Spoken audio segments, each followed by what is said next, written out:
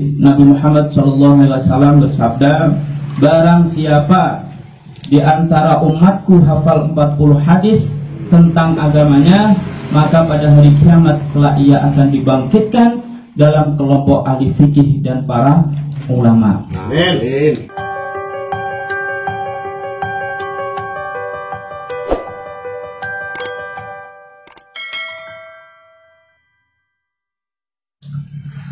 Para hadirin jamaah yang mudah-mudahan dirahmati oleh Allah Subhanahu wa taala. Amin. Amin. Di sini kami akan belajar bersama. Ini saya bukakan kitab Arba'in Nawawi. Sini alhamdulillah langsung saja ada ustadz yang mengajari saya. Jadi saya belajar Arba'in Nawawi ini ketika Ramadan kemarin. Jadi saya ingin mengulang lagi, kita belajar bersama. Yang mudah-mudahan nanti apa yang telah saya paparkan atau saya jelaskan dalam hadis-hadis yang ada di Arba'in Nawawi ini mudah-mudahan dapat dipahami dan dimengerti. Amin ya rabbal alamin. Jamaahnya dirahmati Allah Subhanahu wa taala. Sedikit kita harus ngerti biodata daripada pesusun kitab ini, yaitu Imam Nawawi. Kalau dalam pepatah mengatakan tak kenal maka tak sayang. Jadi kita harus tahu dulu, kenal dulu siapa sih pengarang kitab Arba'in Nawawi ini, dan beliau itu dari mana dan lain sebagainya. Sedikit perkenalan tentang penyusun kitab Arba'in Nawawi. Al-Imam An-Nawawi, yaitu yang bernama lengkap Al-Alamah Abu Zakaria Muhyiddin bin Syaraf An-Nawawi Ad-Dimashqi, atau lebih dikenal dengan sebagai Imam Nawawi. Beliau adalah seorang ulama besar yang bermazhab Syafi'i. Jadi Imam Nawawi ini ulama yang besar yang beliau itu bermazhab Syafi'i. Beliau dilahirkan di desa Nawa. Beliau dilahirkan di desa Nawa. Desa Nawa ini adalah sebuah desa yang dekat dengan kota Damaskus. Kemudian beliau lahir tahun 631 Hijriah. Lahir tahun 631 Hijriah, dan beliau wafat pada tahun 24 Rajab 676 Hijriah. Jadi usia beliau pendek sekali, 45 tahun. Jadi lahir 631 Hijriah, kemudian meninggal tahun 676 Hijriah. Tapi dalam masa hidupnya, dalam usia 45 tahun sampai masa hidupnya 45 tahun ini, beliau masa hidupnya selalu menyibukkan diri dengan menuntut ilmu atau thalabul ilmiah seperti ini. Ada kajian di Cipunagara datang, ada di mana datang. Itu pekerjaan beliau seperti itu. Kalau ada majelis ilmu, beliau pasti datang. Itu yang dilakukan oleh Imam Nawawi. Kemudian beliau juga suka menulis kitab. Selanjutnya beliau juga menyebarkan ilmu ibadah, wirid, puasa, zikir, dan berbagai amal-amal soleh yang lainnya. Jadi walaupun dalam usia 45 tahun, tapi benar-benar beliau seorang ulama besar yang luar biasa. Bahkan kitab-kitab yang disusunnya itu banyak sekali, termasuk yang paling populer di kalangan pesantren, yaitu kitab Arba'in Nawawi. Bukan pesantren saja, bahkan di seluruh dunia terkenal Imam Nawawi. Jadi Imam Nawawi ini itu namanya itu dinisbatkan pada nama kelahiran dia, yaitu di desa Nawa. Makanya terkenal Imam Nawawi itu biasanya An-Nawawi, ada An-Nawawi Ad-Dimaski atau Damaskus. Lahir di desa Nawa. Desa Nawa itu dekat dengan kota Damaskus. Makanya An-Nawawi Ad-Dimaski. Hadirin yang dirahmati Allah Subhanahu wa taala, mari kita sama-sama memulai kajian pada malam hari ini. Insyaallah langsung saja saya ambil mukadimahnya yang terpenting-penting karena menunggu waktu. Jadi di sini dalam mukadimah Nabi Muhammad SAW bersabda, "Man hafidha ala ummati arba'ina hadisan min amri diniha ba'athahu Allahu yawmal qiyamati fi zumratil fuqaha'i wal ulama'i." Rasulullah Kanjeng Nabi Muhammad SAW bersabda, "Man hafidha ala ummati,"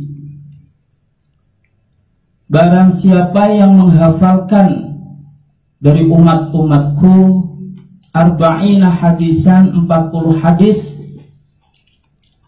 min amri diniha, yaitu tentang agama, ba'atsahullahu yaumal qiyamati, maka Allah Subhanahu wa ta'ala besok pada hari kiamat akan menjadikan dia, yaitu fi zumratil fuqaha'i wal ulama, dalam beberapa ahli fikih dan para ulama. Saya ulangi, barang siapa di antara umatku hafal 40 hadis tentang agamanya, man hafidhu ala ummati arba'ina hadisan min amri diniha ba'athahu Allahu yaumal qiyamati fi zumratil fuqaha'i wal ulama. Kelak di hari kiamat ia akan dibangkitkan, ia akan dibangkitkan dalam kelompok ahli fikih dan para ulama. Wa fi riwayatin, dan di dalam riwayat, ba'atsahullahu faqihan aliman, ia akan dibangkitkan sebagai seorang yang ahli fikih yang alim. Jadi orang yang hafal 40 hadis Kanjeng Nabi Muhammad SAW. Yang pertama, besok di hari kiamat kelak ia akan dibangkitkan dalam kelompok ahli fikih dan para ulama. Kemudian ada riwayat lagi yang mengatakan besok ia akan dibangkitkan sebagai seorang yang ahli fikih yang alim. Kemudian wa fi riwayati Abi Darda, dalam riwayat Abu Darda disebutkan, wa kuntu lahu yaumal qiyamati syafi'an wa syahidan. Orang yang hafal 40 hadis Kanjeng Nabi Muhammad, wa kuntu lahu yaumal qiyamati syafi'an wa syahidan, aku akan menjadi pemberi syafaat dan saksi baginya pada hari kiamat nanti. Kemudian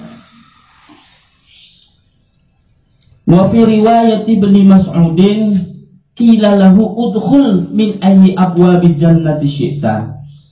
Kemudian dari riwayat Ibnu Mas'ud akan dikatakan kepadanya, masuklah surga dari pintu mana saja yang kamu kehendaki.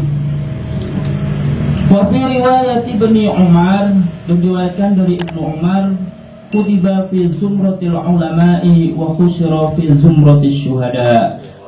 Dalam riwayat Ibnu Umar disebutkan ia dicatat dalam kelompok para ulama dan dikumpulkan dalam kelompok syuhada. Amin. Amin. Jadi para hadirin, saya ulangi yang pertama. Jadi Nabi Muhammad SAW bersabda, barang siapa di antara umatku hafal 40 hadis tentang agamanya, maka pada hari kiamat kelak ia akan dibangkitkan dalam kelompok ahli fikih dan para ulama. Amin. Hadirin yang dirahmati Allah Subhanahu wa taala, langsung saja ya kita pelajari tentang hadis yang pertama, yaitu al-hadisul ula. Qala musannifu wa nafa'ana wa bi'ulumihi fid dharain. Bismillahirrahmanirrahim. Al-hadisul awwalu, yaitu hadis yang pertama, an Amiril Mu'minina Abi Hafsin Umar bin Al-Khattabi radhiyallahu anhu, yaitu dari Amirul Mukminin Abi Hafs, yaitu Umar bin Khattab radhiyallahu anhu, qala sami'tu Rasulullah sallallahu alaihi wasallam yaqulu. Umar bin Khattab radhiyallahu anhu bercerita, sami'tu Rasulullah sallallahu alaihi wasallam yaqulu, saya mendengar Rasulullah sallallahu alaihi wasallam bersabda, al-a'malu binniyat wa innamal likulli imri'in ma nawa. Sesungguhnya amal itu hanyalah tergantung pada niatnya. Wa innamal likulli imri'in ma nawa. Dan setiap orang hanya mendapatkan apa yang diniatkannya itu. Saya ulangi, sesungguhnya amal itu hanyalah tergantung niatnya, dan setiap orang hanya mendapatkan apa yang diniatkannya. Kemudian faman kanat hijratuhu ilallahi wa rasulih, dan barang siapa yang berniat hijrah kepada Allah dan Rasulnya, fahijratuhu ilallahi wa rasulih, maka hijrahnya kepada Allah dan Rasulnya. Wa man kanat hijratuhu lidunya yusibuha aw imra'atin yankihuha fahijratuhu ila ma hajara ilaihi. Dan barang siapa yang berniat hijrah karena dunia yang bakal diraihnya atau wanita yang akan dinikahinya, maka hijrahnya kepada apa yang diniatkannya itu. Hadis ini diriwayatkan oleh dua imam ahli hadis, yaitu Abu Abdullah Muhammad bin Ismail bin Ibrahim bin Al-Mughirah bin Baldisbah Al-Bukhari, dan Abu Al-Husain Muslim bin Al-Hajjaj bin Muslim Al-Khushairi An-Naisaburi dalam sahih keduanya, yang merupakan kitab yang paling sahih. Jadi para hadirin, kitab-kitab Imam Nawawi ini kebanyakan diriwayatkan oleh Imam Bukhari dan Imam Muslim, yang mana Imam Bukhari dan Imam Muslim ini terkenal yang paling sahih. Jadi Imam Bukhari dan Imam Muslim, termasuk hadis pertama ini diriwayatkan oleh Imam Bukhari dan Imam Muslim. Para hadirin yang dirahmati Allah Subhanahu wa taala, an Amiril Mukminin. Jadi hadis yang pertama yaitu datanya dari Amirul Mukminin. Amirul Mukminin, kenapa kok enggak khalifah? Padahal Umar kan terkenal dengan khalifah. Khalifatu Rasulillah. Jadi Umar ini adalah termasuk orang yang rendah diri, tidak sombong. Dan akhirnya ketika Umar menggantikan posisi Abu Bakar As-Siddiq untuk menjadi pemimpin umat Islam, ketika itu para orang-orang memanggil beliau Khalifatul Rasulillah, tapi Umar bin Khattab menolaknya. Saya nggak mau. saya nggak mau dipanggil Khalifatul Rasulillah Muhammad SAW. Saya nggak mau, karena dia merasa tidak pantas. Umar bin Khattab merasa tidak pantas. Beliau merasa bahwa Khalifatul Rasulillah itu yang pantas hanyalah Abu Bakar As-Siddiq, karena beliau dari awal perjuangan Nabi Muhammad SAW, dan beliau adalah salah satu sahabat yang pertama kali masuk agama Islam. Itu Abu Bakar As-Siddiq. Jadi Umar bin Khattab tidak mau waktu itu dijuluki Khalifatul Rasulillah. Kemudian orang-orang Islam pada waktu itu sama bingung. Terus gimana kami semua ini memanggil engkau ya Umar? Engkau dipanggil apa? Terserah, kata Umar. Terserah, yang penting jangan Khalifatul Rasulillah. Yang penting jangan Khalifatul Rasulillah. Dan akhirnya rembuk. Orang-orang sama berembuk, bermusyawarah, banyak yang usul-usul. Dan akhirnya ada yang usul, begini aja ya Umar, kita panggil Amirul Mukminin. Dan akhirnya Umar menyetujui itu. Jadi ada yang mengatakan setelah Abu Bakar As-Siddiq wafat, itu tidak ada lagi khalifah, tapi adanya Amirul Mukminin. Ini saya membaca buku dari Gus Baha ya. Jadi di situ diterangkan bahwasanya tidak ada khalifah lagi setelah Abu Bakar As-Siddiq. Ketika Umar menjabat itu pertama kali dipanggil Amirul Mukminin. Begitu juga Utsman, begitu juga Ali. Itu panggilannya juga Amirul Mukminin. Jadi tidak ada khalifah. Khalifah itu ya cuma Abu Bakar As-Siddiq. Jadi seperti itu. Umar bin Khattab. Jadi di sini ada dikatakan Abi Hafiz. Abi Hafiz ini suatu nama kehormatan. Jadi dulu orang-orang Arab itu, kalau dalam bahasa Arabnya apa namanya Pak?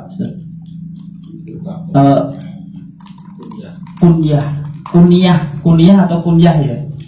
Itu kunyah. Jadi Abi Hafsin biasanya kalau nama kunyah itu diawali dengan Abu ataupun Ummu. Itu adalah kunyah, itu adalah suatu panggilan, tapi di negara Arab dulu itu suatu panggilan kehormatan. Abu Hafiz ini artinya adalah musuh yang luar biasa. Jadi Umar bin Khattab itu adalah musuh Nabi yang luar biasa, makanya dipanggil Abu Hafiz. Qala Umar bercerita, sami'tu Rasulullah SAW, saya mendengar Rasulullah SAW bersabda, innamal a'malu binniyat. Di sini ada beberapa kandungan dari hadis pertama ini. Yang pertama yaitu hadis yang pertama, hadisul awal ini adalah merupakan salah satu hadis yang menjadi poros Islam. Jadi hadis innamal a'malu binniyat wa innamal likulli imri'in ma nawa, ini adalah satu hadis yang menjadi poros Islam. Sehingga banyakkan para ulama berkata poros Islam itu terletak pada dua hadis. Termasuk salah satunya adalah hadis innamal a'malu binniyat wa innamal likulli imri'in ma nawa. Kemudian yang kedua adalah hadis dari Aisyah radhiyallahu anha yang berbunyi, man amila amalan laisa alaihi amruna fahuwa raddun. Sekali lagi, man amila amalan laisa alaihi amruna fahuwa raddun. Barang siapa yang melakukan suatu amalan yang tidak berdasarkan perintah kami, maka amal itu tertolak. Hadis ini juga diriwayatkan oleh Imam Bukhari dan Imam Muslim. Jadi ada dua hadis yang mana hadis ini adalah menjadi poros Islam. Kita tahu artinya saja, man amila amalan laisa alaihi amruna fahuwa raddun. Barang siapa yang melakukan suatu amalan yang tidak berdasarkan perintah kami, maka amal itu tertolak. Yang pertama, hadis innamal a'malu binniyat wa innamal likulli imri'in ma nawa, ini adalah hadis dasar pijakan amal-amal hati dan timbangan amal-amal batin. Itu hadis innamal a'malu binniyat. Sedangkan hadis man amila amalan ini adalah yang dari Aisyah tadi, dasar pijakan amal-amal anggota badan. Jadi ada perbedaan, tapi dua-duanya ini adalah porosnya Islam. Itu kandungan yang pertama. Kemudian yang kedua, kita wajib membedakan antara suatu ibadah dengan ibadah yang lainnya, dan antara ibadah dengan muamalah, sebagaimana berdasarkan sabda Nabi, innamal a'malu binniyat. Kemudian kandungan yang ketiga, dalam niat itu juga harus dibarengi dengan rasa ikhlas kepada Allah Subhanahu wa ta'ala. Nabi Muhammad SAW mengelompokkan manusia menjadi dua kelompok. Yang pertama, orang yang menginginkan wajah Allah dan negeri akhirat dengan amalnya. Kemudian yang kedua, sebaliknya, orang yang tidak menginginkan wajah Allah dan negeri akhirat dengan amalnya. Dan kelompok inilah yang dianjurkan untuk ikhlas kepada Allah Subhanahu wa ta'ala. Ikhlas itu harus diperhatikan dan harus dianjurkan, karena ia adalah inti yang paling utama dan penting yang menjadi tujuan diciptakannya manusia. Allah SWT berfirman, "Wa ma khalaqtul jinna wal insa illa liya'budun." Dan tidaklah aku ciptakan jin dan manusia melainkan agar mereka menyembahku. Kemudian kandungan hadis yang keempat, yaitu hijrah, termasuk amal soleh, karena ia diniatkan untuk Allah dan Rasulnya. Dan setiap perbuatan yang diniatkan untuk Allah dan Rasulnya, maka perbuatan tersebut termasuk amal soleh. Jadi niat amal dibarengi dengan keikhlasan. Jadi amal itu harus dengan niat, dan ketika kita mengerjakan amal itu juga harus dengan hati yang ikhlas. Kalau kita memberi orang tapi kita nggak ikhlas, ingin dipuji-puji, ya sama aja. Kemudian yang terakhir, yaitu karena berniat untuk mendekatkan diri kepada Allah, sedangkan mendekatkan diri kepada Allah itu merupakan ibadah. Jadi sama, yaitu niat kita lillahi ta'ala untuk beribadah kepada Allah Subhanahu wa ta'ala. Segala amal, terutama adalah amal agama seperti wudhu, sholat dan lain sebagainya, kita niatkan benar-benar hanya untuk niat kepada Allah Subhanahu wa ta'ala. Jadi itu bab pertama tentang al-hadisul awal, yaitu tentang pentingnya niat dalam beramal. Karena niat amal itu diterima atau tidaknya oleh Allah Subhanahu wa ta'ala itu tergantung pada apa yang kita niatkan.